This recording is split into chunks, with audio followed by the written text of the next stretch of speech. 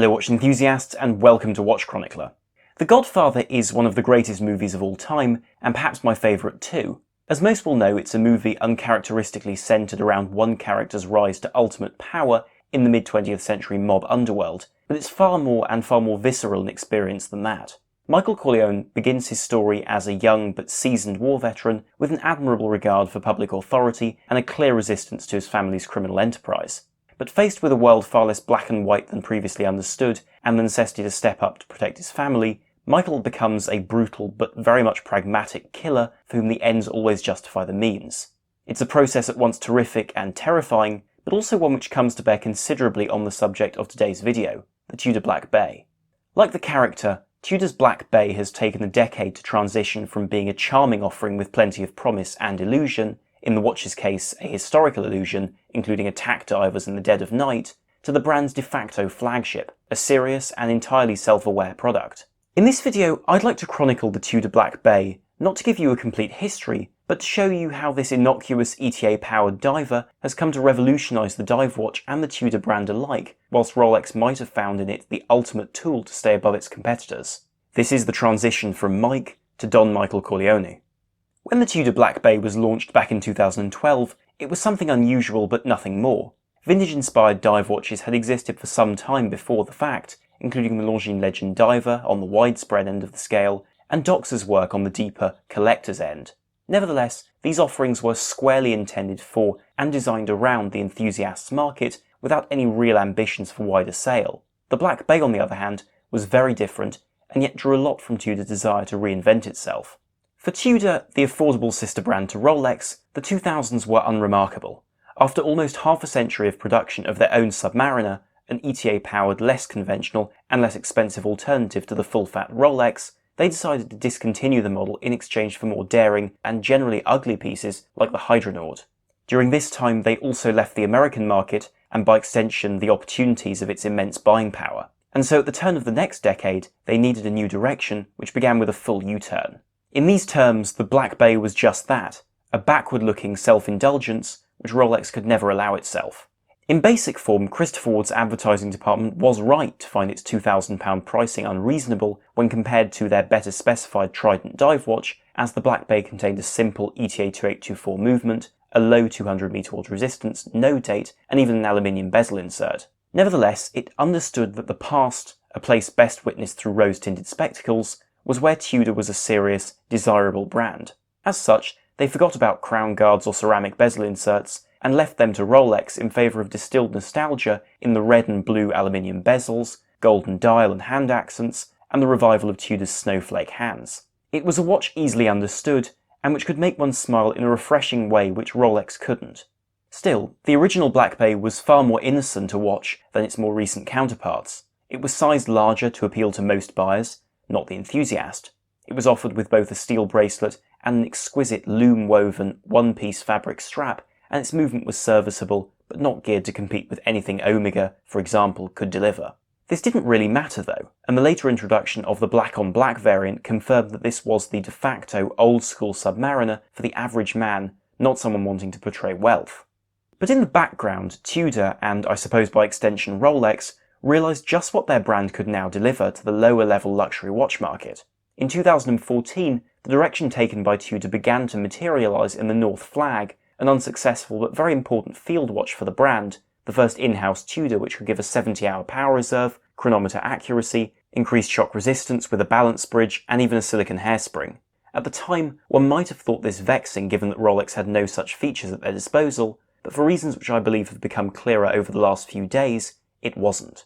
Following this, the Black Bay became a very different watch, albeit a similar looking one. The Black Bay shed its quaint, smiley dial text and nostalgic Tudor rose logo in favour of chronometer credentials, a very reasonably increased price tag, and the Tudor shield on the dial, a mark that this wasn't a vintage-inspired offshoot anymore, but the brand's main dive watch beside the titanium, more serious Tudor Pelagos. It was at this point that the fabric strap stopped being a free gift and instead was its own, rather expensive option. A shame, but perhaps a response to the selling of more Black Bays than the manufacturer, a very prestigious but small house, could actually produce. It's at this point in the story that the Black Bay's second revolutionary act occurred, diversification. In its years of inception, The Black Bay was, to a large extent, a one-trick wonder, though it was one hell of a trick. Once it had become a more neutral, in-house piece, it could diversify into what Rolex might have been 50 years ago, a brand with an appealing if simple model to suit any given lifestyle at a considerable, but not unattainable price. In this respect, Tudor began to use the Black Bay to combat two pitfalls a lot of brands have: lifestyles and moods. Whilst maintaining a clear brand identity, most watch companies can manage one of the two. IWC, for instance, offered sports watches with lots of different moods, but which didn't tend to appeal in practice to very different lifestyles. Breitling, by contrast, made watches with very different technical appeals, but with a single mood and feel, a very masculine one in the case of that particular brand. Let's first address, in roughly chronological order, the models designed to fit each lifestyle. Having re-established the Oyster case in Tudor's lineup and now being a brand unto itself within Tudor's catalogue, the Black Bay climbed out of the water and gave itself a gateway drug, the cheaper, rotating bezel-less ETA-powered Black Bay 36, followed by the 32 and 41mm versions as Tudor's answer to the Rolex Explorer and Oyster Perpetual. To this day, some regard the Black Bay 36 as one of the finest watches available, and in a sense they might be right. With a reduced 150m water resistance from a lower profile case, it's a perfect all-purpose sports watch, and far less vintage-orientated than the main dive version. A year later, in 2017, Tudor added complication with its own baby Daytona, the Black Bay Chrono. To the horror of a purist like me, but as it turns out, the acclaim of the general public, Tudor combined the hands, case, water resistance included, and general dial arrangement of the dive model with a chronograph movement borrowed from Breitling and a tachymetric bezel to produce an all-purpose chronograph. This piece continues to evolve today with, as of 2021, a smaller space between crystal and hands to thin the Black Bay's traditionally thick profile. More recently, a central triumvirate of sea, land and air was formed when Tudor launched the 2018 Black Bay GMT, a sort of baby Rolex GMT Master 2, rooted in the inherent stylistic and structural similarities of that watch with the Submariner. In this regard, Tudor made fewer distinctions, perhaps on account of the less rarefied image of the brand. The 200m water resistance and 41mm case remained, including almost everything else with the exception of a snowflake-style GMT hand, a brand new but easily 40-year-old design, and a GMT version of their in-house movement. Apart from some technical teething problems, it's entirely possible that this was the greatest success since the first all-black Black Bay model. But this set of pragmatic, functional and fundamentally sensible models of the Black Bay would never fully represent Tudor in the market it wished to occupy, a market with a level of emotional variation not possessed by, for instance, IWC or Omega in my opinion. In essence, Tudor needed to provide for different moods. For this act, Tudor needed more, and they found it in two categories: different materials and nostalgia. On the nostalgic side, Tudor needed different offerings to cater to different enthusiasts, from the purist to the eccentric. For the eccentric, Tudor can today offer the P01, a watch widely denounced as ugly upon release, but which demonstrates that Tudor has the courage to bring back a prototype military watch which we weren't even sure existed, let alone was held by Tudor's archives until the release. For the purist, Tudor finally offered a traditional 39mm size with the Black Bay 58, probably the best proportioned model to date, and the ideal tool to win over the enthusiast Instagram and other social media crowd, when it's possible that Tudor already intended to make a smaller in-house movement to fit a wider range of other customer brands, as this was a key intention with these in-house movements anyway. But then it's also pretty obvious that Tudor learnt from its mistakes in this process, a good example being the Black Bay Steel. Released back in 2017, this was a simple alteration to the Black Bay, with a brushed steel bezel and a far less deliberately vintage appearance thanks to white superluminova, a date courtesy of the Pelagos' movement, and silver dial fixtures and hands. It even had red text on the dial, a truly adored vintage Rolex detail. Nevertheless, it was never particularly successful because, I might suggest, it didn't have the Black Bay's slightly playful character. For that particular misjudgment, it has been Tudor's wide array of different colours and materials which has given it the breadth to come out on top. In recent years we've seen the Black Bay in DLC, bronze and this year, silver and even gold. The DLC model was always an interesting novelty for the more modern buyer, but it was the bronze which, in its original brown or later grey guise, really impressed. It was enlarged to 43mm to embrace a touch of Panerai, whilst giving the visual interest and ownership curiosity of bronze at a more comfortable price than other brands with seriously impressive movements. But in truth, it's the releases of 2021 which have given a real hint of what the Black Bay might begin to represent, a way for Tudor to muscle in on Omega's market, whilst elevating Rolex well above it. Let me put this back in terms of the Godfather. The Black Bay is now on its way to the baptism.